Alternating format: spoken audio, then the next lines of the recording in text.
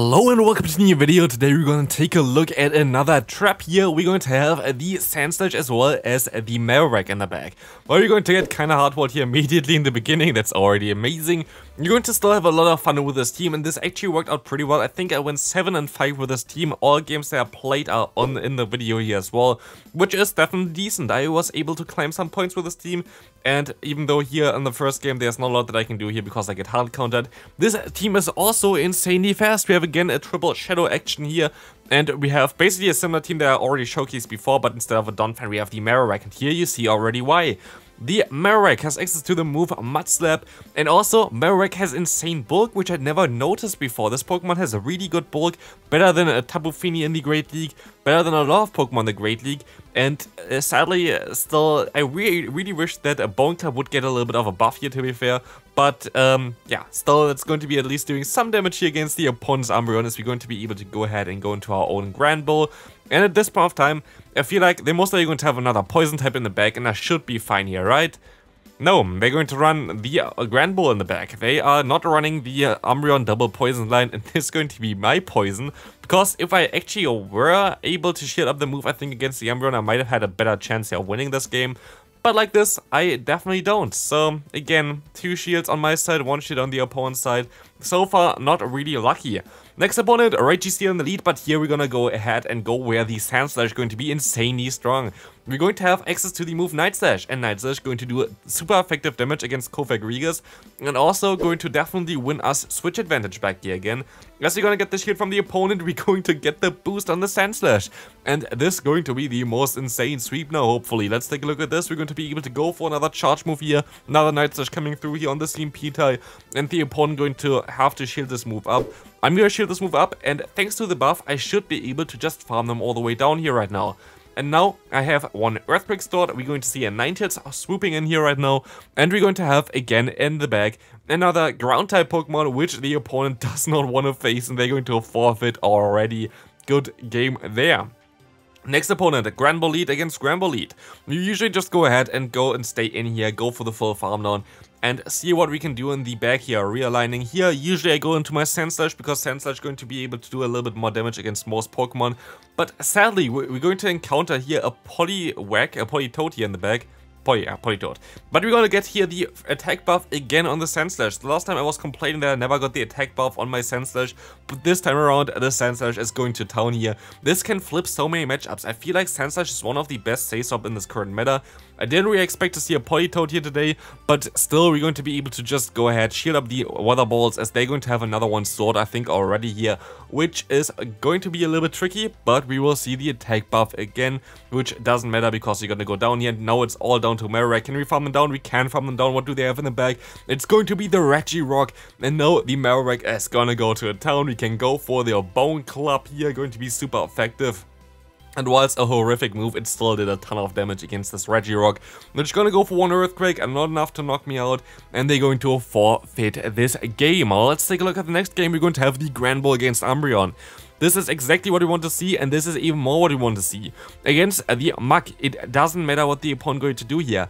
You can just straight farm them down. This is the trap of this team. You can just farm them all the way down. They cannot do anything about it. They can get to another charge move here, but it's going to be just the Thunder Punch. And the Thunder Punch is going to be double resisted, not going to do enough damage, and we can realign our Pokemon.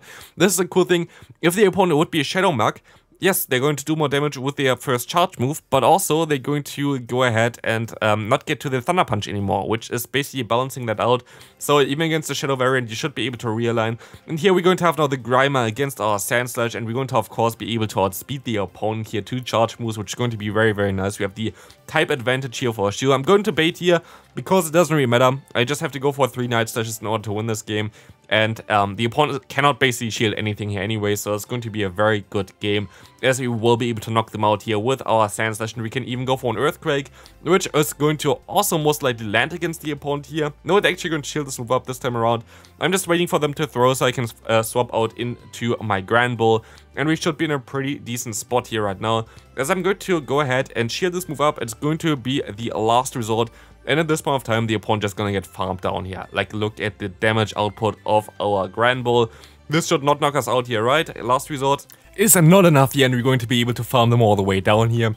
Let's take a look at the next game. We're going to have the Granbull against a Vigoroth in the lead. This is a little bit of a trickier one. I don't really like this lead. I'm going to stay in for a little bit. We have some lag here again, as always, as you love it. But we will be able to now hopefully go for one more fast move and then swap out and try to farm them down here. But now in comes now the Broguiere.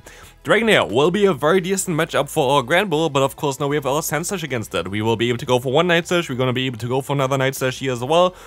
And we also going to be able to go ahead and go for another Night Slash. I don't know why the opponent doesn't want to throw against me, but here please give me both of your shields and also here a boost again. Also now the opponent's Broguiere are gonna go down here as well. Weak connection as always, that's what we're going to like to see. But now we're going to have our Marowak coming in and in comes the Fabianarmani, and you see already how much lag is happening right now. Just fast moves coming through all together. Just lag the entire time, animations don't work anymore, weak connection everywhere. It's not my connection, I can say. But here we're going to see that we can still go for another charge move. Maybe a little bit difficult for us. Like, I wish they would have farmed us down or whatever, and so we can get another fast move in with our Granbull. Because we need another one for another charge move. But can we survive one body slam? Of course, yes we can, and we have even weak connection, which luckily still doesn't kill us in the game here, as we can go ahead and go for another close combat and knock them out. Great lead again, we're going to have a Umbreon coming in here, and we're going to see a Hypno coming in. I have no idea what I want to do here, and I kind of misplayed it, I guess, because of that. I'm just shielding here because I thought maybe it's a Shadow Ball, but no, it's an Ice Punch, so even better for us that we shielded this one. But again, it's not really ideal for us in general to have this scenario here, as we are not going to be able to really threaten the opponent too much with our Sandslash here.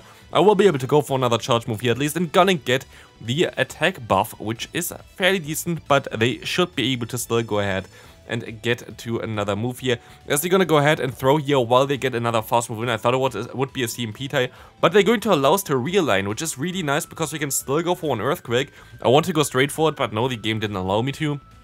But this Earthquake is coming through right now, going to do a ton of damage against the opponent. And in comes now a Fabianarmani, which also still has to shield here, because this would be double super, like it would be super effective plus double buffed. So we're going to now have the Marowak here, and we see as well here that the opponent prior with their Fabianarmani is definitely undercharged, because this does way more. Still allows us to go for one Rock Slide, which is kind of nice with all the lag around here. But we will now go down. We have to get another charge move off here, and can we knock out the Umbreon in time? Do they have 100 energy here right now? That's exactly what they need, but they don't, and I will be able to win this game. Let's take a look at the next one. We're going to see another Granbull mirror here, which is not really ideal, because we're going to go down here, but the opponent also going to go down as well, allowing us to go ahead and go into our Sandslash again. We saw that one before. Let's see what they're going to go into. Umbreon. This is okay for us. Umbreon, of course, a very bulky Pokemon that's in general better than a Sandslash as well as the Marowak here. But we're still going to be able to go ahead and go for the Earthquake here, which is going to do a ton of damage, as you can see here. As we're going to have to try to now bait the opponent, I feel like. I try to have to bait the opponent here that I go for the Night Slash instead of the Earthquake, because I mostly want to keep their Umbreon around here. And they definitely do want to do that. And I'm going to be able to catch a move onto my Marowak, allowing me to store a ton of energy and get some damage onto them here as well. As you're gonna get out the Fabianarmani, where we can at least go ahead and go for one Bone Club here. Gonna put them into range for one Night Slash, which is going to be super nice, but they're actually going to shield this move up. And now the opponent is going to be in range for one Earthquake. Night Slash is not going to do enough, but Earthquake should do enough damage here, as Shadow Claw does more damage than the Snarls. I just go straight for it, and can we reach another Earthquake in time? Yes, we can, and the Sandslash is just sweeping this game right now, which is really nice to see. With all the bulkiness of the opponent here, it didn't help them out. Next opponent, horrific lead for us, but cool idea, which I'm also going to maybe try out eventually. The Mud Slap variant of the Grimer is also a fun spice pick here.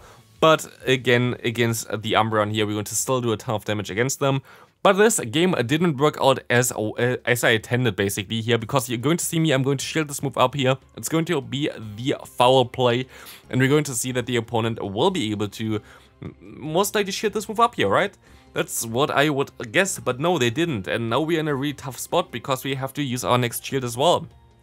And here right now, it's just not worth it to go for Earthquake for me in my opinion. I'm just gonna go for the spam of Night Slash, which is most likely my best shot on getting the knockout here against the Umbreon.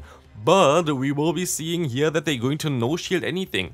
In comes now the Kaiwei. They're most likely going to shield this one at this point of time. This game is kinda over because, yeah, we can go ahead and go into our Grand Ball, but a Grand Ball without shields is kinda useless, and also our Marowak without shields most likely will not have the best time against the Kaiwei.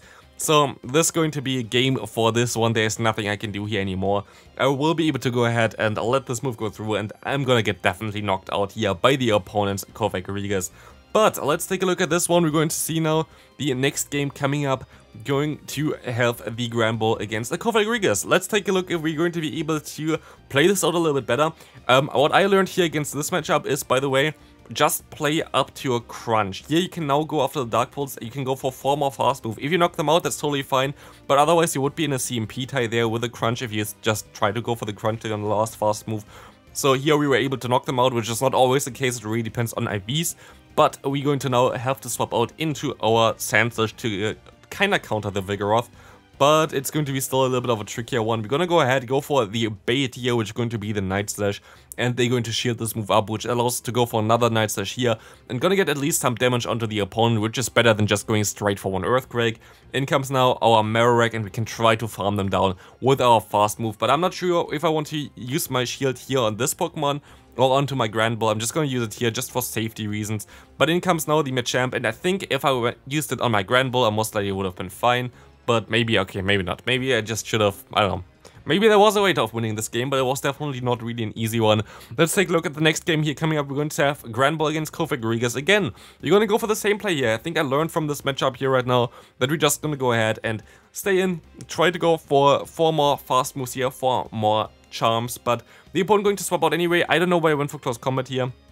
It doesn't make any sense at all. Sure, went for crunch because it's kind of clear that the opponent going to let this move go through there, would do a ton of damage no matter what. It's just safer for them to shield this move up. So I sure went for crunch just for the off chance to getting the debuff, which would have definitely helped us out in this matchup here as well. As you're going to see, this next move is coming through and not knocking them out, but I will be able to farm them down here. For whatever reason, they allowed me to do this, and I will be able to now align the Grand Ball against the Umbreon, which is going to be fairly nice. As you're going to see now, I am kind of letting this move go through here because I hope that I can win this with my Sand Slash, and that's exactly when I go here. I'm going to go straight for the Night Slash here because I know that the opponent is in range for the knockout here. They're going to shield this move up, which is actually better for me, I feel like, because now I should be able to overfarm by quite a bit here with my Sand Slash, and I'm going to overfarm by a lot, and this is going to be actually, I think, a CMP tie as well here, which will allow us to now knock them out, still get to an Earthquake here, and you know already from games prior, this Earthquake is doing a ton of damage even against Umbreon. Stab, Shadow, Earthquake from a Sand Slash is just doing so much damage. Next opponent, a fellow Sand Slash user. That's kind of funny to see. This matchup is definitely a little bit better for a normal Sand Slash compared to the Shadow Sand Slash against the Grand Ball, because you're going to be able to get to the Earthquake a little bit easier, while the Shadow variant gonna get hit a little bit harder by the charms. But here we want to get the shield from the opponent already, which is fairly decent for us. We can now let this next move go through. And they have to go pretty fast for the next one as well. But I can still go for an Earthquake here. So we're going to be able to get a shield, but also a ton of damage onto the opponent, which is really nice. And we will be able to go even for another Night Slash to do even more damage against them.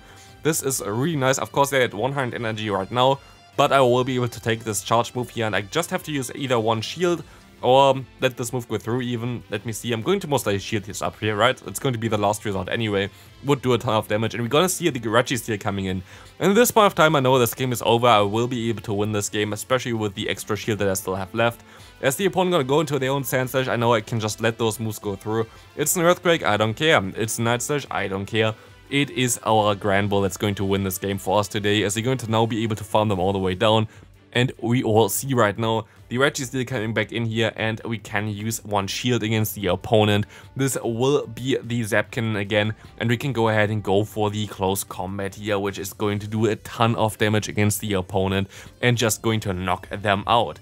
And that's going to be it also for today's video. I hope you enjoyed it. If you did, please leave a like and subscribe if you haven't already. You see 2 videos on the screen. Check them out if you haven't already, and I'll see you in the next one. Bye bye.